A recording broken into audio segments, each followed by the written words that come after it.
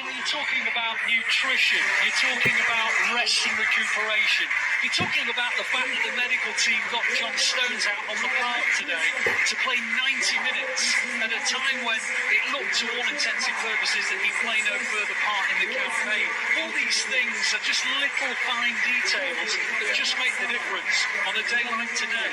Yeah, certainly. It's just those situations where they're saying, listen, John Stones, you've got to listen to us, trust us. You want to play, we want you to play. Do these things, you know. And maybe even when you're home in the evening, we need you to ice this, or we need you to get your leg up and keep it elevated, and whatever. It's just different things that they're making sure to play their part. And but one of the other just wants to know, is he fit? And they go, yes, we got him fit. Well, at the moment, the coaching staff, the technical staff, the medical team, all the unseen people, all the people who work tirelessly behind the scenes are getting their moment in the sun. They're all being applauded, they're being announced one after the other. Kit men, the medical staff, and everywhere you look there are big smiles because they have just as big a part to play as the players who go out onto the pitch. So they're getting their moments in the sun and they are all hugging each other. There's, I reckon, about 20 of them who've gone out and are forming one side of the Guard of Honour, the left-hand side. In a moment they're going to be joined by some of the coaches. This is sort of the medical team in the back room, the technical staff, the video analysts, all those kind of people who all have their part to play. And now to an emotional moment, because the trophy itself is being brought on by Ben Mason, who is a 16-year-old from Jersey in the Channel Islands who tragically lost his 14-year-old sister Kesha to suicide on the 7th of March. But his incredible display of strength and love for his sister, he's raised over £100,000 for various teenage mental health awareness charities in her memory.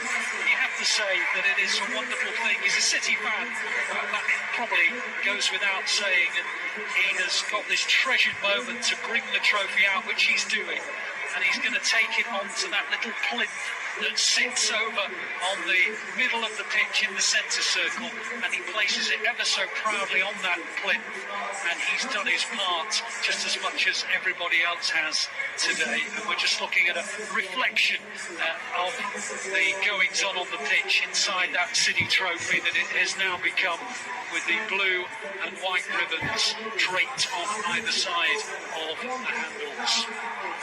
So there's all sorts of pomp and ceremony that takes place. It gives me an opportunity to just give you some facts and figures, because this was the 9th time that the Premier League has gone to the final day, and on all 9 occasions the team who were leaders at the start of play have been the team who have won it at the end of play. In a line in the tunnel just at this moment is Pep Guardiola, who's going to come out just in front of Scott Carson, who is going to get a little bit of a cheer for himself. The coaching staff, Juan Molino and Rodolfo Borrell, have just made their way out onto the pitch as well. They're slapping hands with those alongside. They have an enormous part to play too, Sean. You work alongside these guys. An enormous part. I've been around the game. I've seen so many games, studied the game, and I have to say I've had the privilege to be at Manchester City and actually learn so much more. And a lot of this knowledge has come from Pep Guardiola down. I said, this is how the academy team, the philosophy, how we should play. And it's come right the way down. And it's just, it has opened my eyes. So when we talk about staff, they play such a huge part, because as he'll be analysing teams and saying, where are the weaknesses, how can we get at them? And again, he's got the work right. They have got the work right. You know, I'm sure there'll be the staff that's saying, perhaps we should look at this pattern. They'll have their dialogue and they'll go back and forward, and then Pat will go, right, I've got the master plan, and here's the blueprint. And I can't speak highly enough, because I've been so impressed with what I've learned at the club, and made me realise it's been humbling to show me that there's so much I need to learn about the game. But wow, these staff are are so important in what they play in terms of passing that knowledge and information to the players. And the same way that Pep wants and how they should go about the game.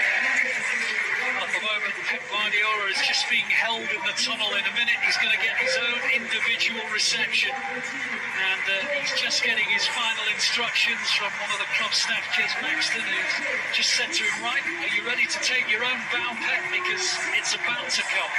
And here comes Pep Guardiola to his own individual ovation. A stunning performance from his team and 3 big decisions made at the right time. He brought on Zinchenko, he brought on İlkay Gündoğan, he brought on Raheem Sterling, and all 3 played an enormous part in the ultimate outcome. And he quite rightly gets his own standing ovation. It's interesting that Pep Guardiola brought on Zinchenko, he had an assist. He brought on Sterling, he had an assist. He brought on Gündoğan, he scored 2 goals. I think you can say he knows what he's doing. I think he knows what he's doing. The man's a genius. And again, how he sees the game. And again, he's going to check the one to play totally different to how you normally see him play. He's actually more effective going on that left-hand side, asking questions. Good one he brings on. Sterling. He brings Sterling on, and we'll normally see him on the left side cutting in, but he says, no, go on the right hand side. Go down, get to that byline. This is where we can affect the game. Pep Guardiola, I bow to you, sir. I bow to you. Well, these players are now coming on and they're exchanging pleasantries with those staff who form their own mini garden on them. And one by one, they're just getting a hug and a high five and a slap on each other's backs because they spend so much time in the trenches together, don't they? Yes, they do. And, this man here, Kevin De Bruyne, I had the privilege of him being around coaching because he's doing a bit of his coaching badges. But it was an interesting thing in one of the new games he gave. One team was being defeated over 4 goals. And he says, it should hurt you. You should want to win. I wrote the sessions and some things I picked up, but I picked up so much. He's a winner. And I said during the point of the game, you're going to find leaders that will come up and ask questions. And he was one of those that with Coutinho down, he was driving forward, making runs forward. Even when I looked to start the game, the problem with the others, he was one of those that was driving forward. Good one, another one that stepped up. And that's where you see those leaders and those winners. And I saw that with him coaching, and I saw it. We all saw it today with him driving on and helping the team to win today. Well, now one by one, the players are going up for their medals. The first one is the goalkeeper, Zach Steffen. He'll be followed by each and every squad member. Edison, who had that little injury scare, you might remember. But he got his medal draped over his neck. John Stones now goes up for his. It's a wonderful moment for each and every one of them. 9 months of hard toil, 9 months of hard graft. John Stones, I saw him in full prep 10 minutes ago, and the game wasn't, at that point, I looked at him and I thought, is he going to get through? He's done absolutely brilliant to continue playing on, because he looked to the side and he was like, I've got to stay on. So this is what it took. Absolutely brilliant determination. We just saw Alexander Zinchenko, who's particularly emotional, bearing in mind what is occurring in his country. Aymeric Laporte takes the plaudits. One by one they come up. Joao Cancelo, many people believe he was City's player of the season. It's a list that you could perhaps quote anybody on because they've all played their part. And Jack Grealish, the only senior member of the club not to get himself a winner's medal in the Premier League before, now has what he came for, and that is a winner's medal draped over his neck. Rodri, who scored that all-important equaliser and made it 2-2 for his 7th goal of the season. Not bad for a defensive protector. And then Bernardo Silva, what an incredible talent he is. Nobody works harder, nobody runs more kilometres, nobody digs in deeper than he. Raheem Sterling came on the field and made a difference with a wonderful cross, which İlkay Gündoğan tucked into the corner of the net. I can go on and on about the superlatives, but Gabriel Jesus, a wonderful shift today, Sean. Yes, absolutely beautiful shift. He worked and he just showed you his determination to his love for the club, to play for the club, his desire to win today. I mean, defensively, he was there doing what was needed. Offensively, pressing and pushing and hurrying the defenders. When it was needed to keep the ball in the corner, it was him at one point holding up the defender with all his last bit of strength and energy to just keep that ball by the corner flag so they could run their clock down.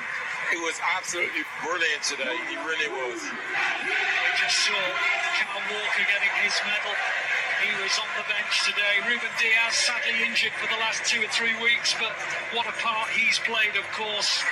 And eventually we'll get to Fernandinho, but not before İlkay Gündoğan, the man of the moment. He came on the pitch and scored 2 goals in 5 minutes with those, well, unseen runs that nobody seems to pick up, and just as well for the Blues that was the case today. How fitting that Kevin De Bruyne played the final assist of this Champions victory. The ball into the far post that Gündoğan tucked over the line. What a wonderful moment for him.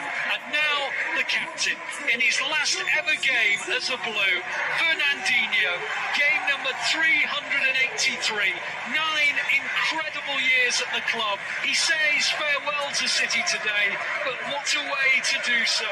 He gets his final winner's medal as a Blue, gets hold of the trophy, puts it in his 2 palms, comes to the middle of the joyous City players and raises it aloft. They are the champions of England for 21-22, the 4th time in 5 years. Pep Guardiola's team, quite remarkable. The most number of wins, the most number of goals. No team have conceded fewer, and in the end they got the most number of points with 93 to pick Liverpool by a point. A word for Liverpool, the quad for them is over, but my goodness did they push the Blues all the way. It says a great deal about this team, this wonderful, wonderful team, that despair that they felt at the Bernabeu just a few weeks ago was cast aside. They then focused their minds on the title, and my goodness, they've done it in style, in dramatic style. 10 years ago, they said the drama of the Aguero goal would never be repeated. Well, I tell you what, we got pretty close today. They came from 2 behind. They scored not once, not twice, but 3 times. And the victory against Aston Villa has given them the Premier League crown once again. Tell you what, Sean, when you put it into perspective, 93 points in almost all but 3 seasons, you'd have won the title with about 86 or 87. That tells you how good this 2 City and Liverpool are. How good the mentality of this squad of players, the consistency. The question I have for Pep Guardiola, who keeps him going? Because yes, he keeps the players going and he drives the players to say, we gotta go again, we go again, and we churn out another win. But who keeps Pep Guardiola going? Because I have to say, and I have to admit, the standards that we keep as a club, as a team, are unbelievable. The consistency. This game here, again, unbelievable standards that we rose to when we required. Unbelievable. I can't speak highly enough of the staff, the group of players. Just unbelievable. They really are. Well, as the scenes continue in front of us, as the champagne corks are popping, as the players are just parading around the Etihad Stadium pitch, it's worth remembering that it all began with a defeat at Spurs, away from home. The players have barely had any time to prepare for that one. They lost by a goal to 0, but my word, what a response. They've just won game after game. They've been entertaining, and they've done it all without a genuine out-and-out centre forward. And believe you me, they've put that right, because we'll have Haaland here next season. That's a mouth-watering prospect. But even without a central striker, my goodness, they've done it. And how they've done it in the most dramatic circumstances of all. City 3-2 winners against Aston Villa for the 4th time in 5 years. They are the champions of England. Well, let's go back to Els and hear what the guys think of it. Wow. Well, welcome back to Matchday Live. We are here at the Etihad. We can't hear each